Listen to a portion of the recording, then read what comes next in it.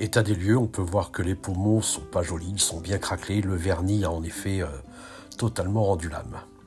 Donc nous allons utiliser ici des disques à lamelles bois, parce que la couche de résine ou de vernis actuelle est très résistante. On y va tout doucement de manière à poncer et ensuite on termine avec du papier de verre grain 400. On protège les outils qui vont servir ici à remplacer le levier de vitesse pour pouvoir soutenir les boules au moment du vernis.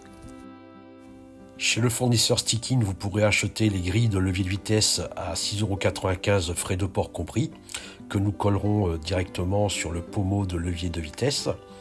Ensuite, nous utiliserons de la bombe de vernis 2K. Alors le 2K, c'est ni plus ni moins que du vernis avec le catalyseur déjà à l'intérieur. Pour ce faire, il suffit de taper à l'arrière, c'est-à-dire sous la bombe, de manière à libérer le catalyseur, donc le durcisseur, pour faire un petit peu comme du vrai vernis qu'utiliserait un carrossier.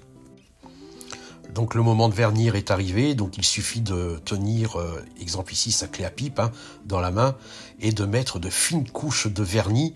Ça ne sert à rien de mettre de grosses épaisseurs, il vaut mieux mettre 10 fines couches par exemple que de mettre une grosse épaisseur qui va forcément couler.